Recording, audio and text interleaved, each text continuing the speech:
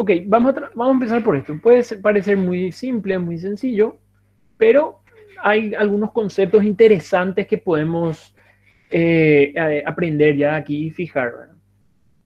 La idea hoy sería entonces resolver, optar por un ejercicio de flexión oblicua. Para eso, lo único que teníamos que saber es cuándo yo tengo una flexión oblicua. Y una flexión oblicua no es nada más que la suma de dos flexiones simples. Ahora, esas flexiones simples pueden ser respecto a ejes perpendiculares o ejes oblicuos entre sí, no importa. Con tal que no sean respecto al mismo eje.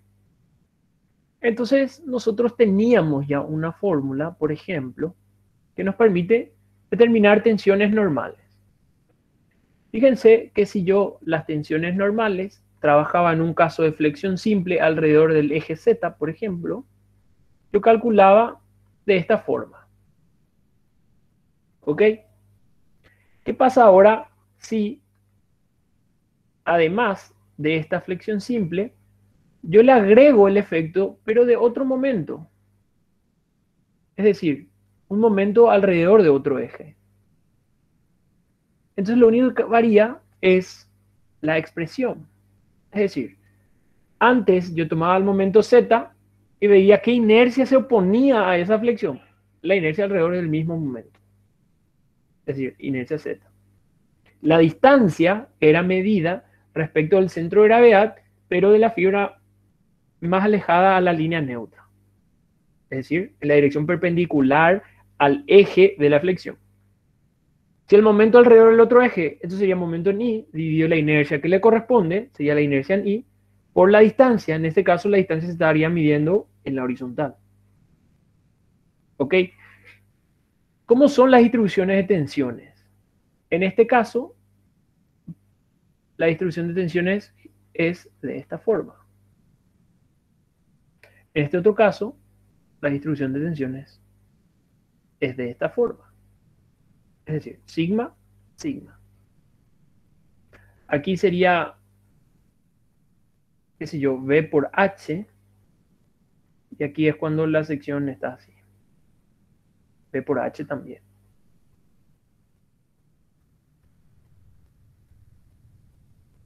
Entonces, fíjense que lo que ocurre en el caso de una flexión oblicua es que ya no tengo solamente momento alrededor de un eje, sino que tengo el momento alrededor de un eje y de otro eje, alrededor de dos ejes. ¿Eso qué genera? Y si me pongo a analizar esta fórmula, me puedo dar cuenta de algunas cositas. Primero, es la suma de dos flexiones simples. Una flexión simple, ¿cuáles eran las particularidades o algo muy importante que yo tenía que saber? Que para una flexión simple, la línea neutra pasa por el centro de gravedad, ¿sí? Y la línea neutra es paralela al eje de flexión. Entonces, para este caso, por un momento Z, por ejemplo, la línea neutra yo iba a saber que es una recta horizontal o paralela al eje Z. Sigma 0 es ahí. En el otro caso también, quiere decir que en la suma de los dos, la línea neutra va a seguir pasando por el eje neutro, por el centro de gravedad, pero con una diferencia. Que la línea neutra ya no sería necesariamente horizontal y ya no sería necesariamente vertical, sino que estaría en una posición intermedia al efecto de los dos momentos. De ahí es que sale flexión oblicua, la línea neutra es oblicua. ¿Ok? Es nada más eso. Entonces, fíjense, esto, esta situación, yo puedo trabajarla en mi mente como si fuese esta sección con la carga P aquí, no es más, es igual, ¿sí? Más la carga P aquí. Fíjense acá algo importante, la proyección pasa por el centro de gravedad. Entonces sería esta proyección vertical y esta proyección horizontal. ¿Ok? Entonces, nada más esto es lo que yo tengo que darme cuenta. ¿Cómo se genera la línea neutra en el primer caso? Es esta la línea neutra. Para la componente horizontal sería esta la línea neutra. Por lo tanto, el efecto de esa carga oblicua generaría una línea neutra oblicua.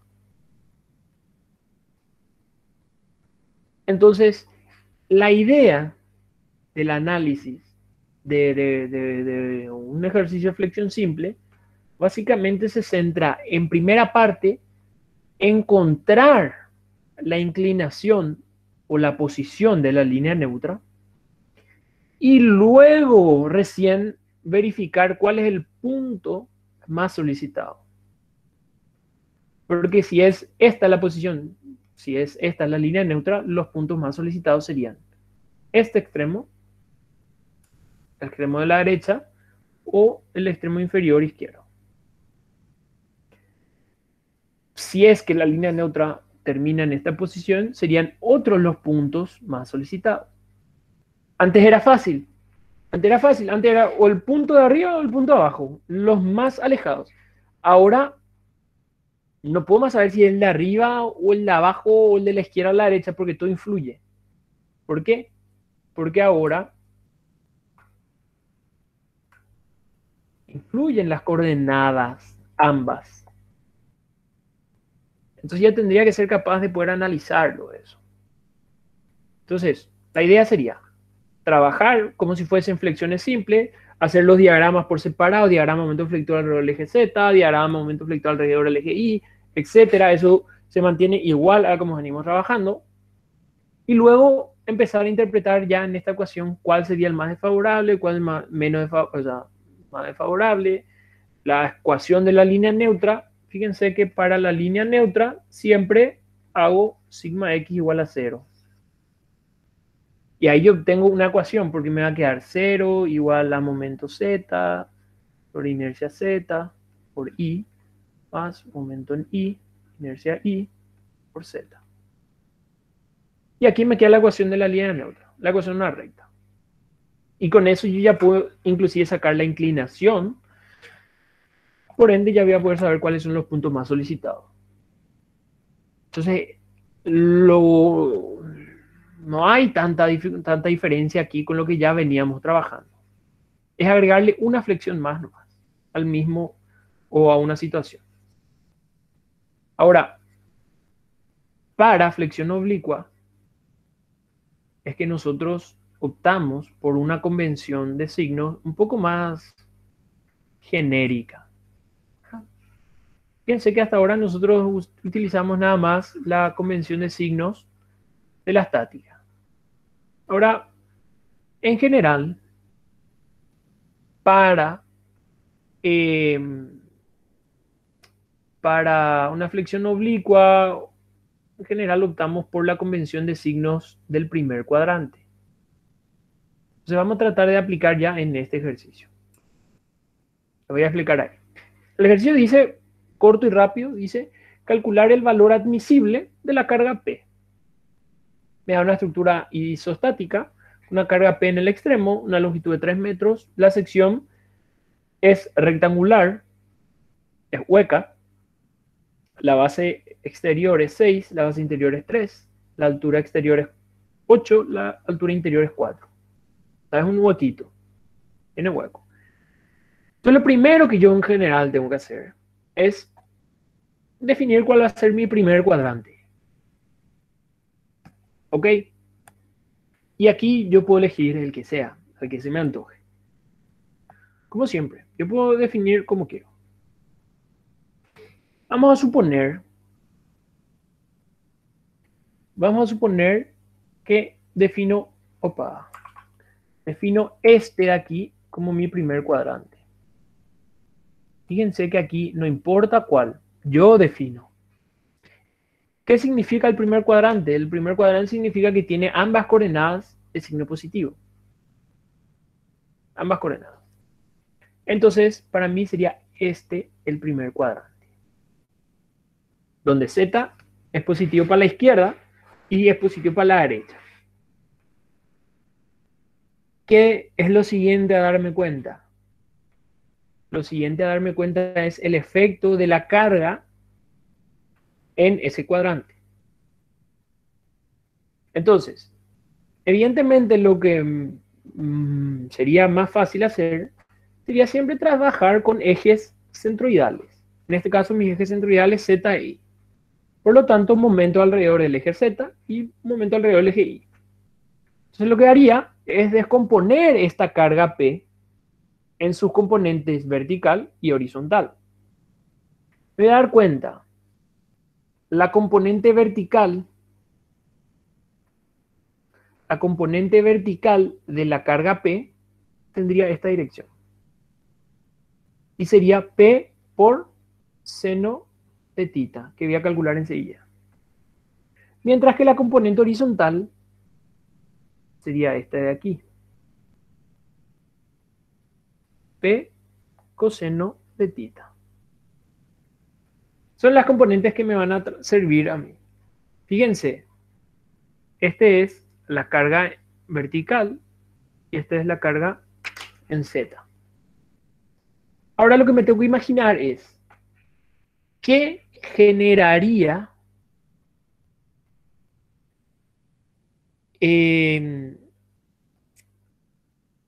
esta carga o esta componente en el primer cuadrante?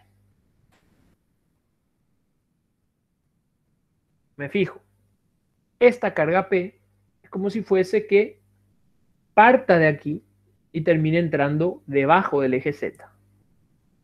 Es decir, como que va a salir del primer cuadrante y va a terminar entrando debajo de él. Lo que voy es que va a tender a traccionar el primer cuadrante. ¿Ok? Esta carga va a tender a traccionar el primer cuadrante. Entonces la convención de signos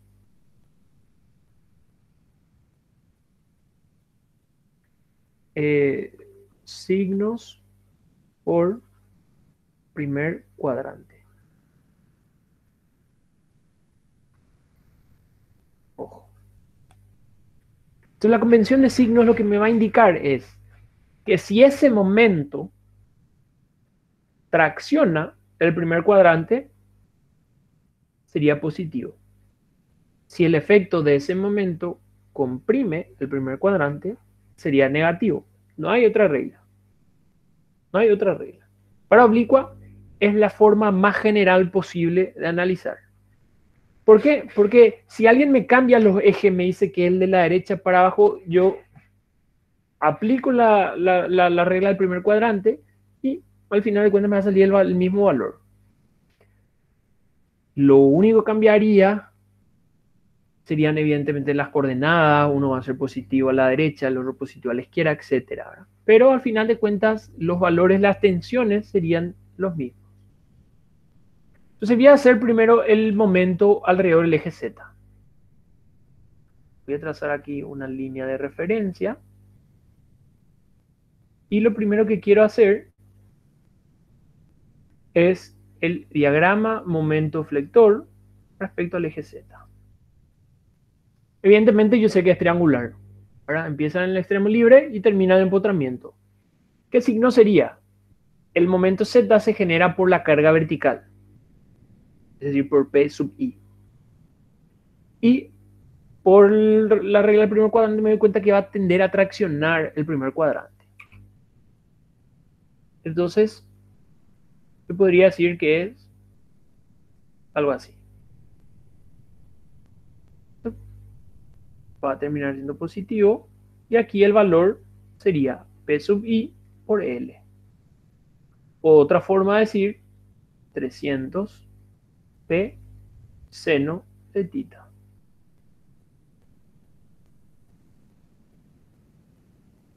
Ahora, una vez que hago eso, voy a ver el otro. Al otro me refiero, voy a hacer en otro color, al diagrama de momento flector respecto al eje Y. Respecto al eje Y sería esta carga, sería la carga PZ.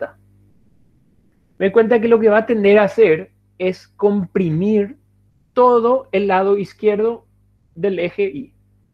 Es decir, va a tender a comprimir el primer cuadrante. Por lo tanto, sería un signo negativo. Sería triangular de esta forma. Y este valor sería PZ por L, es decir, 300p por coseno de tita. Entonces ahí tengo los diagramas. Voy a tratar de alzar todo esto un poquito más. Ahí tengo los diagramas. Y luego ya es sumar el efecto de cada uno. Ahora, una vez que tengo los diagramas, también algo que me interesaría serían, por ejemplo, evidentemente serían las inercias. Repasemos ahora. Sabemos que ahora mi tensión normal va a ser determinada por un momento alrededor del eje Z, por lo tanto necesito la inercia Z, más un momento alrededor del eje Y, por lo tanto necesito la inercia respecto al eje Y. Entonces, en general, cuando trate de flexión oblicua, voy a tener que calcular inercias.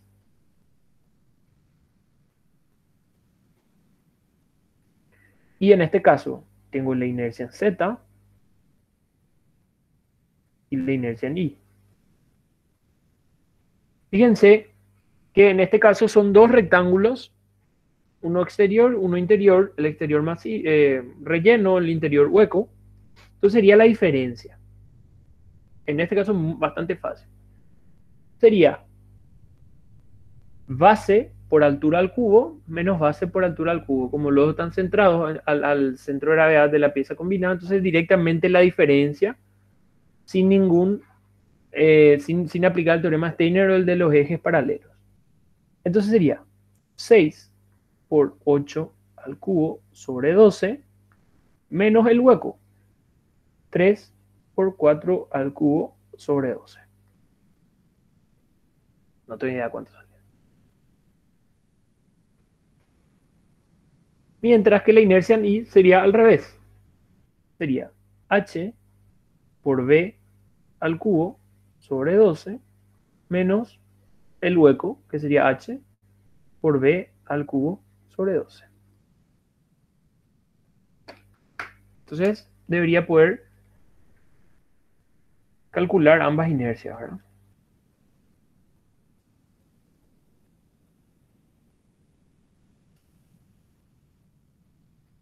El primero me salió 240 centímetros, sí, la cuarta. Y el segundo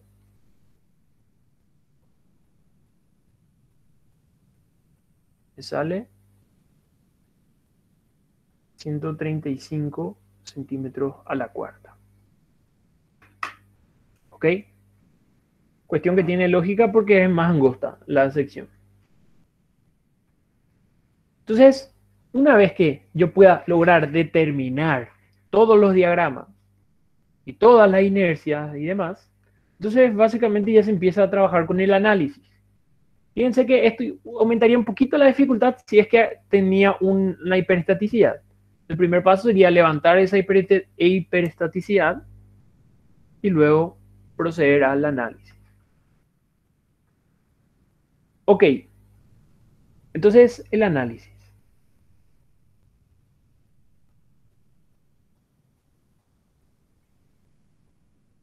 ¿Qué ocurre? Cuando voy a trabajar con esto, me tengo que dar cuenta dónde voy a tener la mayor combinación posible de ambos efectos, es decir, del efecto del momento Z y del momento Y. ¿Ok? En esta situación es muy fácil de notar o muy fácil de ver de dónde se da, que sería evidentemente el punto más crítico, sería aquí, ¿verdad? Sería el empotramiento. ¿Por qué? Porque por un lado tengo el mayor efecto del momento Z y por otro lado también tengo el mayor momento del eje Y. No siempre estos dos mayores momentos coinciden. No siempre. Cuando no coinciden, entonces necesito ver las distintas combinaciones. ¿Ok? En este caso es fácil. El análisis sería qué sé yo, identificar sección crítica. En este caso es el empotramiento.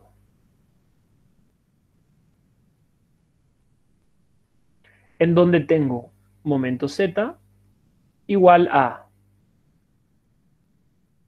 más 300 P seno de tita. Y momento en I igual a menos 300 P coseno de tita. Algo que sería bueno identificar ya sería el ángulo tita, ¿verdad? Voy a tratar de hacer aquí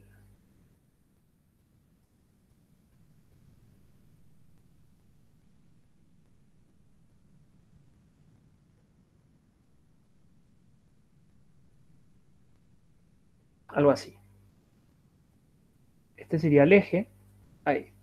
Y tita, fíjense que es desde el extremo hasta el centro. Es decir, es esta diagonal.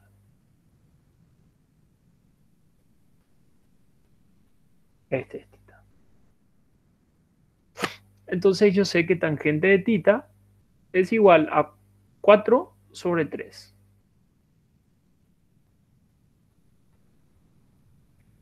De ahí yo debería sacar el valor de tita.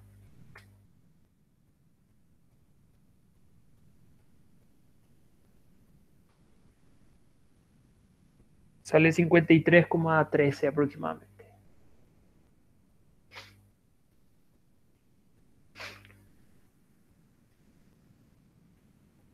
Coseno de eso por 300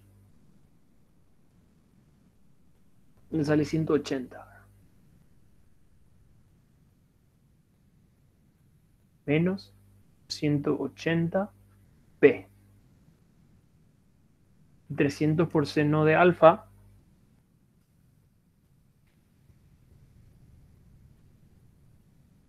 sale 240.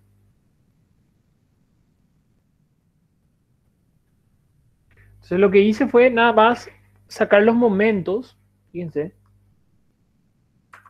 los momentos, ya sean Z y en I, en función de P. Y a partir de ahora sí es más sencillo calcular. ¿Ok? Entonces, la idea sería ver el efecto de esta carga P aquí.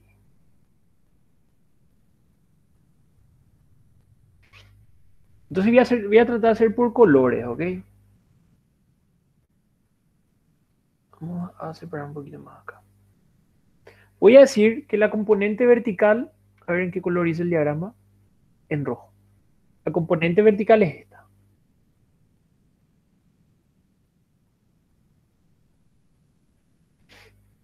Eso genera el momento Z.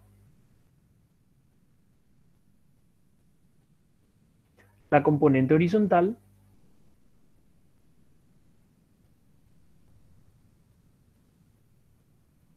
genera el momento en I.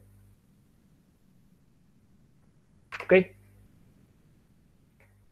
Los ejes que yo había optado era el eje Y y el eje Z positivos por aquí. Y este como mi primer cuadrante. Ahora, lo siguiente es darme cuenta de cómo serían los diagramas que generarían o los diagramas de esfuerzos internos que generarían cada uno de esos momentos. Si yo hubiese mantenido solamente PZ, perdón, PI, si yo solamente hubiese calculado con PI, entonces mi diagrama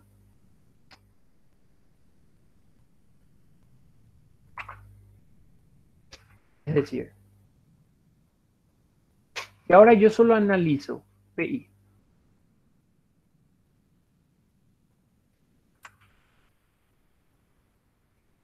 PI, lo que pasaría es que mi diagrama de distribución de tensiones, yo podría hacerlo aquí, sin mayor inconveniente. Sé que voy a tener aquí un valor, sé que justamente en el centro de gravedad de 0, por ende, mi diagrama sería algo así.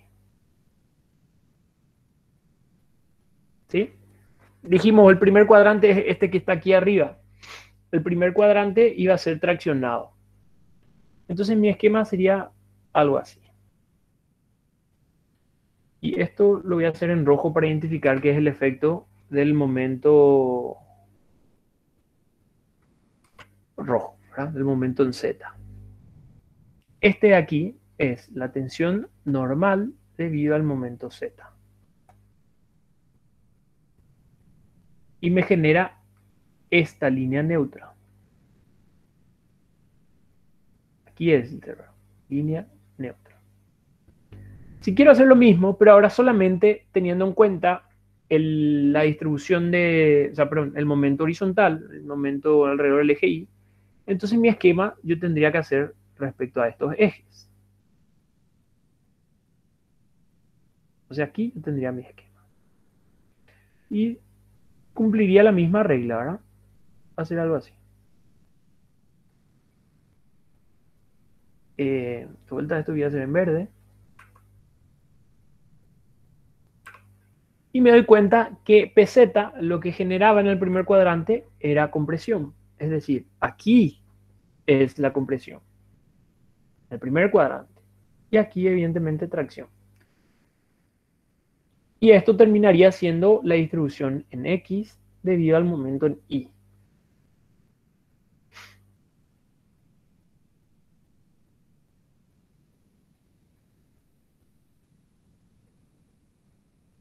Así. Ahora, ¿qué es lo que ocurre? Yo puedo analizarlos por separado. Y si lo analizo por separado es así. Ahora, esto es totalmente válido a lo siguiente. En vez de trabajarlo por separado, yo tendría que poder identificar todo eso como si fuese una sola cosa.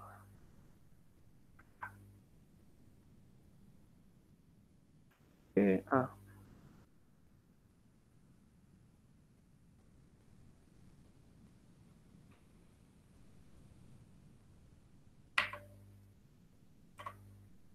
Como si fuese, a ver, en azul. Esta carga P aquí.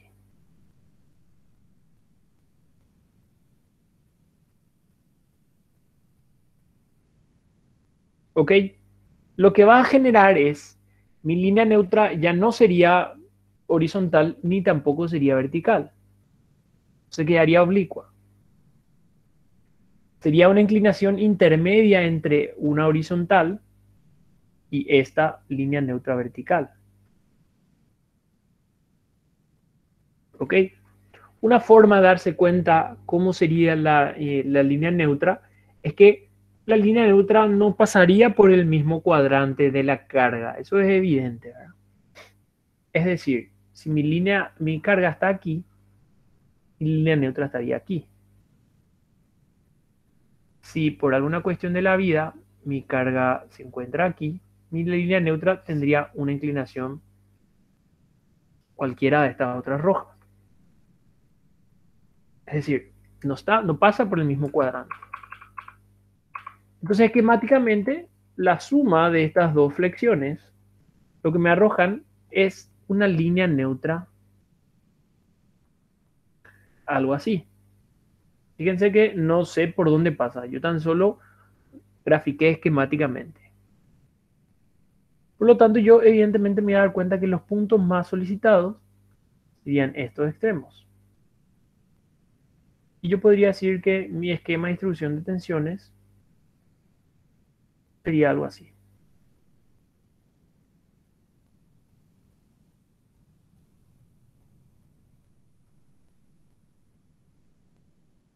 ¿Ok?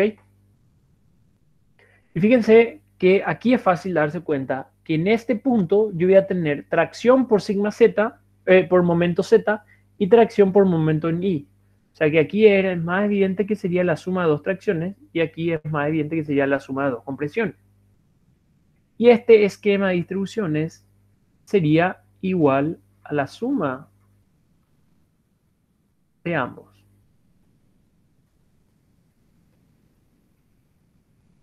Eso es básicamente lo que nosotros hacemos. Es imaginarnos esto, pero para obtener este esquema de distribución de tensiones. Entonces lo único que me queda a mí es identificar este punto 1 y este punto 2 como los puntos más solicitados. Entonces de aquí yo puedo concluir ya directamente, sin mayor inconvenientes, los puntos 1 y 2 son los más solicitados. Y si quiero aclarar más, me doy cuenta que este sería tracción y este sería compresión. ¿Ok? Hay veces que yo no me puedo dar cuenta fácilmente la inclinación de la línea neutra o la forma de la línea neutra. Entonces, ¿cómo hago? Porque hay veces que yo no puedo saber esto, ¿verdad? Porque hay varias cargas o algo así. Entonces, lo que yo debo obtener es la ecuación de la línea neutra. ¿Cómo obtengo la ecuación de la línea neutra? Yo sé que para la línea neutra, sigma x es 0. Y a la vez, sigma x es momento z sobre inercia z por i más momento en i sobre inercia en i por z. Entonces me fijo, ¿dónde estoy trabajando? En el empotramiento. Yo tenía estos valores, los momentos que voy a llevar para no olvidarme. Y empiezo a reemplazar. Aquí tengo sigma 0 es igual. Momento en z es 240 positivo. Todo eso multiplicado por i y dividido inercia en z. Busco dónde está inercia z. Era 240.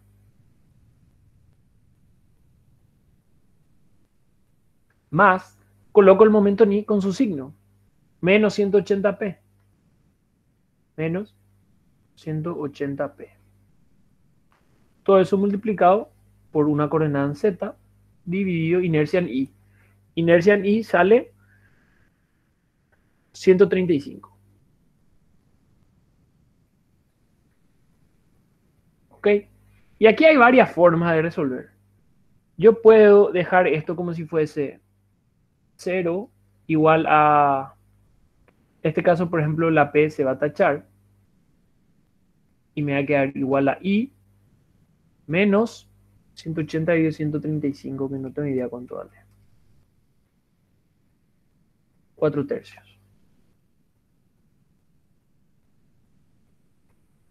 Y a esto se le conoce como ecuación de la línea neutra.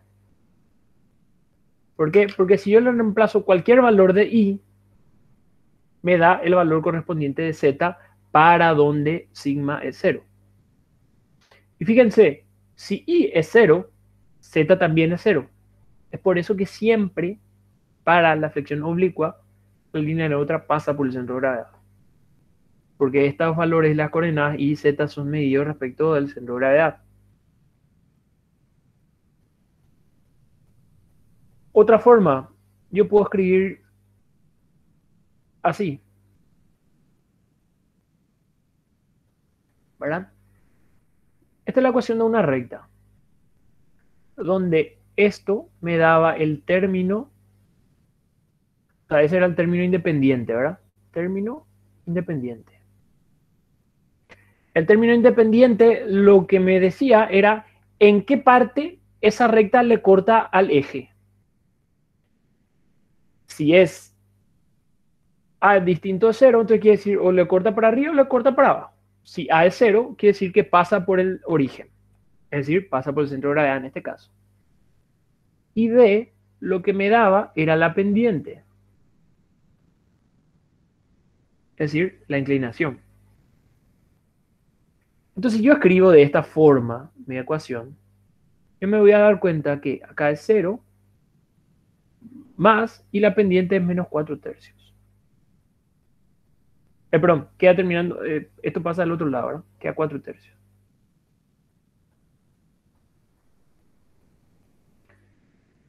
Entonces,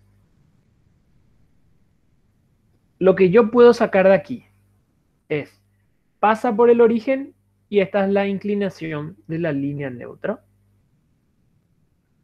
O la otra forma para graficar mi línea neutra es darle un valor a i.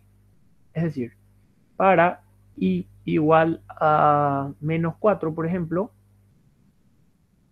z sale igual a es 3 cuartos de i. Por lo tanto sale menos 3.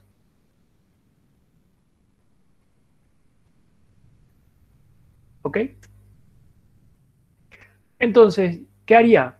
Dibujo acá mi sección. Pongamos esta ahí. Dibujo el hueco. Pongamos eso ahí. Dibujo los ejes. Ahí. Y digo que para i igual a menos 4, me fijo dónde yo definí mi signo y menos 4 sería para abajo. Sería este punto de aquí. Me sale que z es menos 3. ¿Cómo eran mis ejes? Mi eje eran z positivo para la izquierda. Para la derecha es menos 3. Entonces me sale que este punto de aquí es este. Es decir, es este. Otro punto que va a cumplir esta ecuación es igual a 0, z igual a 0. Es decir, esta de aquí. Y de ahí saco, la línea neutra pasa por esos dos puntos. Por la forma de la sección debe pasar por esos vértices. Y ahí es mucho más fácil. Me doy cuenta que estos son los puntos más extremos. Ahí no salió paralelo ni por si acaso.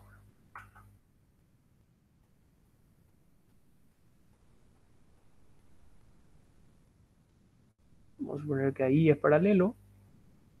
Y ahí. Y de ahí me doy cuenta que sería algo así la distribución de tensiones.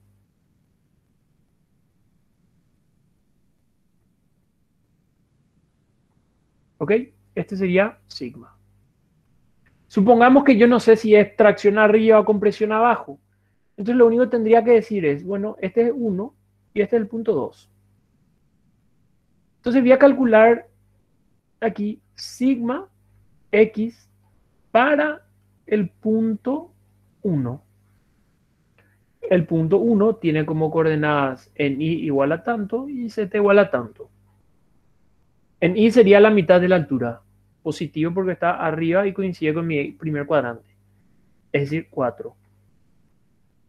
En z está para la derecha, yo definí z positivo a la izquierda, por lo tanto sería negativo y sería menos 3.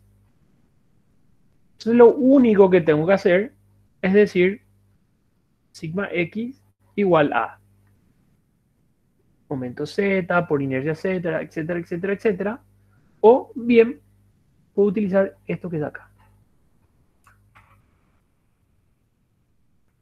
Pero lo único que debo tener en cuenta es que yo estoy calculando el valor.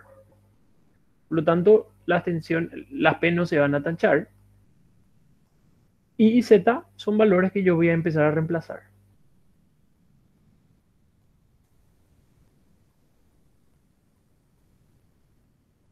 En el primero multiplico por I, que es 4. Y en el segundo multiplico por Z, que es menos 3. Y aquí me doy cuenta que es. Fíjense, el producto de esto, perdón, el producto de esto sale un número positivo, que era de esperar. ¿Por qué? Porque nosotros dijimos que la flexión traccionaría esas fibras superiores y el punto I es de tracción, o sea, es de la fibra superior. Punto 1. Lo mismo ocurre acá. Este momento también traccionaría ese punto.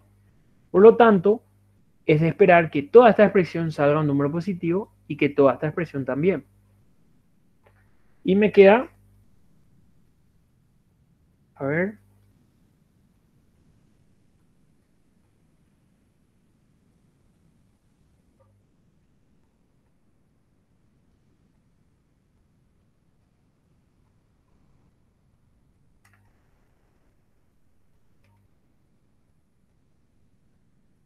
Me queda 8P positivo. O sea, yo me doy cuenta que esto, evidentemente, es tracción. Si es que yo no me daba cuenta antes, como hice en este esquema. A lo que voy es que yo puede ser que no tenga idea de este esquema. Entonces, el procedimiento, ¿cómo es? El procedimiento es este: establecer la ecuación de la línea neutra. Para eso sé que sigma es 0. Voy a mi ecuación, reemplazo los momentos con sus signos correspondientes y establezco la ecuación de la línea neutra, que es esta. Ahí lo que me conviene es graficar la línea neutra, al menos a mano alzada. ¿Cómo? Yo puedo ver por las pendientes o por esta forma de la ecuación o dándole valores. Yo en general hago lo más rápido, que es darle valores, ¿verdad? Entonces le di valores para saber por qué puntos debe pasar la línea neutra y ahí unir con mi regla y ya tengo la idea. De ahí me doy cuenta que en la sección más solicitada, los puntos más solicitados son 1 y 2. Y ahí entonces empiezo a verificar las tensiones en 1, me doy cuenta que es tracción y ahí recién yo puedo decir, acá voy a tener traccionada y por ende aquí voy a tener toda la fibra comprimida. Fíjense que si yo hago este mismo esquema para el punto 2, debería arrojarme exactamente el mismo valor, pero de signo opuesto. Fíjense, para el punto 2, lo que cambiaría sería I negativo y la Z positiva. Entonces aquí sería negativo, aquí sería positivo. Entonces el resultado sería menos 8, que lo unido me indica eje de compresión. ¿Por Profe, qué? una consultita. Sí. ¿Viste si vos usas digamos, querés usar la fórmula de flexión simple, Uh-huh. ya una vez que tenés todo ubicado tu línea neutra y querés hacer el momento multiplicado por la distancia, dividido la inercia? Sí. El momento, vas a usar la suma los dos. No, no, no. No, no, no. No, no se puede hacer eso, No, ¿verdad? no se puede, no se puede. Necesariamente tenés que trabajar con los momentos alrededor de los ejes O sea, por separado, sí o sí por se trabaja. separado, por separado. Perfecto, gracias, profe. Sí, la única forma de trabajar con una suma o con un solo momento sería calcular una inercia equivalente, pero es un despropósito total. Despropósito total. Entonces tenés que trabajar por inercias centroidales y por ende los momentos alrededor de esos ejes. ¿Ok? Fíjense aquí una cosa, y aquí de vuelta que se den cuenta que no es siempre así, por más que aquí sí no salió. No siempre estos valores van a ser iguales. Aquí me sale más 8 y en el otro menos 8. No siempre estos picos van a ser iguales. ¿De qué dependen? Si el eje es simétrico respecto al eje X y tiene una simetría, perdón, respecto al eje Z y tiene también una simetría respecto al eje Y, evidentemente van a ser iguales los picos máximos. Si no hay una simetría respecto a alguno de esos ejes, ya no. Lo mismo ocurría en flexión simple, ¿se acuerdan? Si yo tenía la sección simétrica respecto al eje Z, entonces los máximos eran iguales. Y la sección ahora dejaba de ser simétrico respecto al eje Z, quiere decir que la tensión máxima iba a tener el punto más alejado. Lo mismo ocurre aquí. Si no tengo simetría respecto a uno de esos ejes, entonces ya no son iguales estos picos. Solamente cuando es simétrico respecto a ambos ejes es que la mayor de tracción va a ser igual a la mayor de compresión. Entonces esto es algo muy particular. Es cuando una sección es cuadrada o rectangular, etc. Pero cuando una sección es en forma de T o L, ahí ya no. Ahí es cualquier otra cosa. ¿Ok? Entonces fíjense, aquí me sale más 8 y aquí menos 8P. ¿Cómo yo termino el valor máximo de la carga admisible? Me daba la tensión admisible, 1500. Entonces es cuestión de decir lo siguiente. Sigma máximo, en este caso, es el valor de sigma 1 también es igual al valor de sigma 2 en módulo y debe ser menor o igual a 1500. De aquí yo sé que 8P menor a 1500, por lo tanto saco el valor de P menor o igual a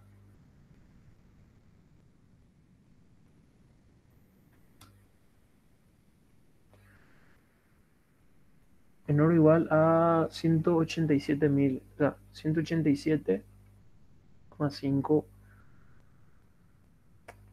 kilogramos.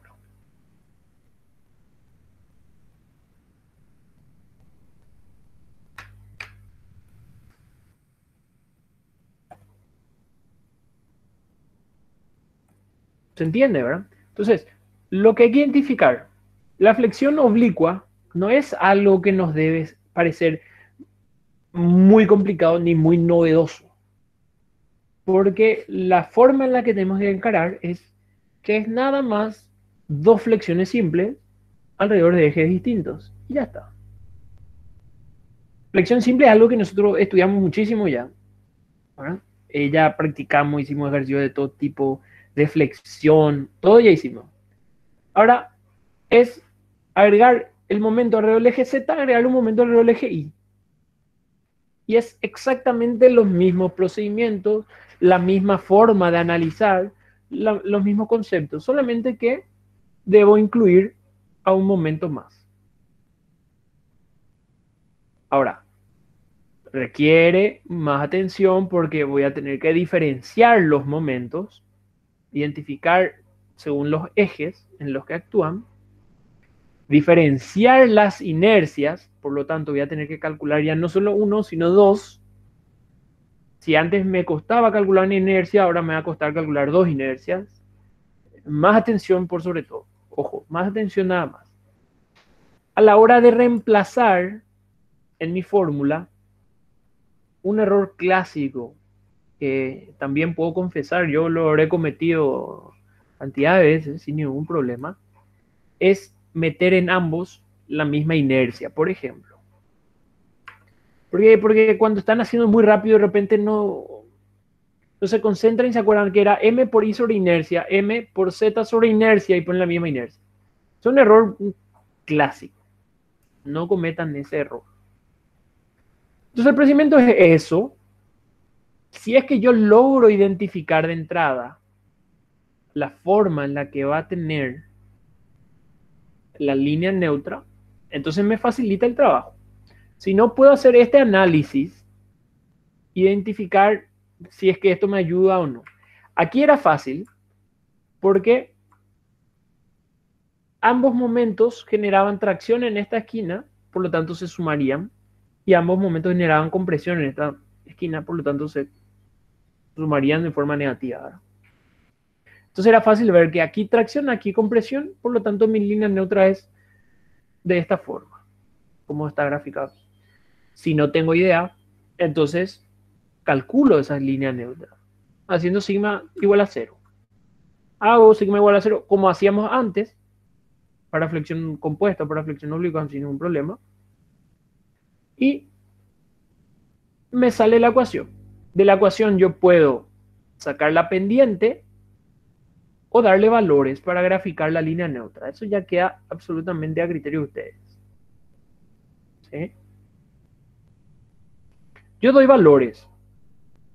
¿Por qué?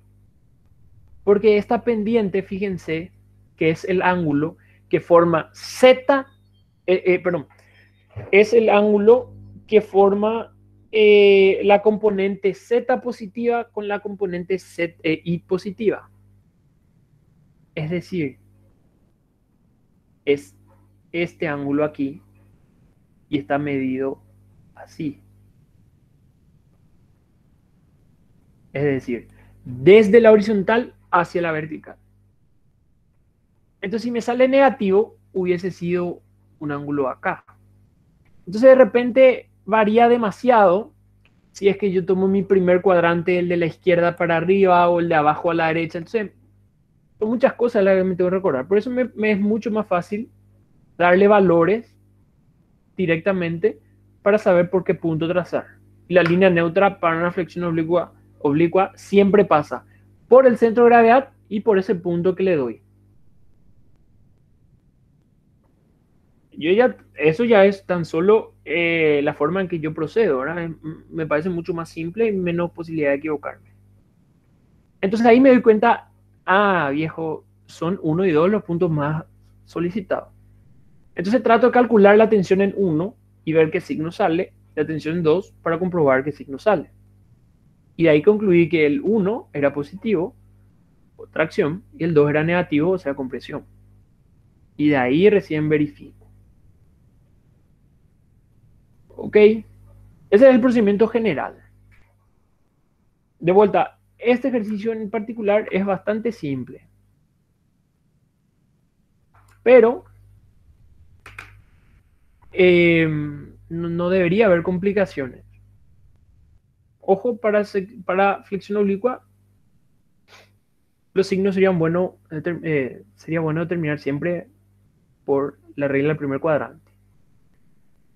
De lo contrario, se podría llegar a dificultar a la hora de determinar los signos y por ende correría más riesgo de cometer errores.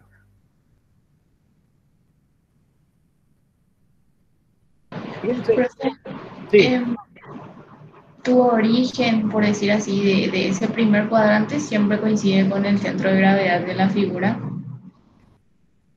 eh, fíjate que, a ver cómo digo. Sí, sí, sí. Para definir tus ejes, siempre vas a hacer coincidir con el centro de gravedad. ¿Para qué? Para poder usar la fórmula de ejes centroidales. ¿Ok? Si es que no, no tienen los ejes pasando por el centro de gravedad, entonces hay que usar la fórmula de flexión para ejes no centroidales. Cuestión que para flexión oblicua no tiene sentido complicarnos tanto. Entonces, en general, para flexión oblicua siempre vamos a usar ejes centroidales o tratar al menos, y por ende ese centro de gravedad vamos a hacer coincidir con el origen de mis ejes. ¿Ok? Ahí ya va a depender si le doy inclinación o no, pero el origen al menos voy a hacer coincidir siempre. Es decir, el origen de este cuadrante con el centro de gravedad siempre lo haría coincidir. Dale, Justamente, profe, gracias. justamente para utilizar esto. ¿Ok?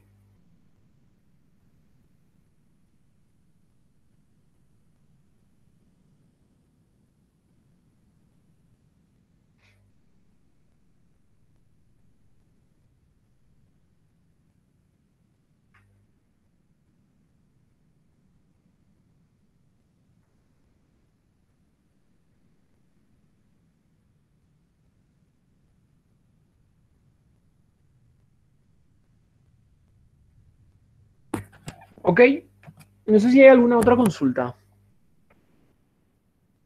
De vuelta, eh, sí, requiere un poco más práctica el hecho de visualizar la línea neutra. Eso quizás va a ser lo más complicado en este capítulo. ¿Por qué? Porque tengo que suponer ya dos efectos. Hay veces, como en este caso, es fácil darse cuenta qué ocurriría. Hay veces que no sería tan fácil o no sería tan simple inspección. Ahí yo optaría por obtener la línea neutra primero, ¿verdad? Lo único que va a requerir es un poco más de atención y que si yo de repente practicar un poquito más, ¿verdad? Pero los conceptos son exactamente los mismos desarrollados en flexión simple y totalmente válidos, ¿verdad? De hecho, si es que no quiero utilizar esta ecuación por alguna cuestión de la vida, yo puedo calcular este valor de sigma, calcular este valor de sigma y sumar correspondientemente de acuerdo al punto que yo quiera y me va a salir absolutamente el mismo valor. O sea, yo puedo hacer por superposición, esto sería hacer por superposición, o directamente ubicar la línea neutra y trabajar de una. Ambos métodos son totalmente válidos y teóricamente tenemos ya las herramientas para poder desarrollar hasta ahí, ¿verdad?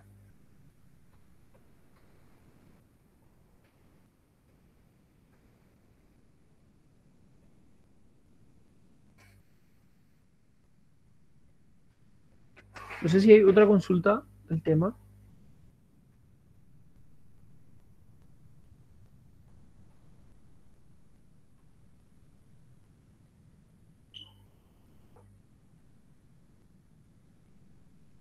En el caso que no haya, les dejaría libre ya por hoy.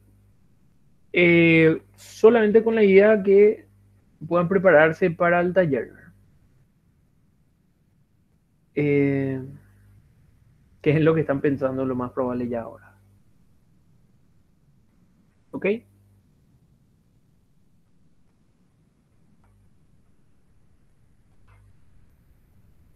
En ese caso, muchas gracias por la atención y éxitos por sobre todo para el taller, ¿verdad? Nos estamos viendo entonces la semana que viene. Chau, chau. Gracias, profe.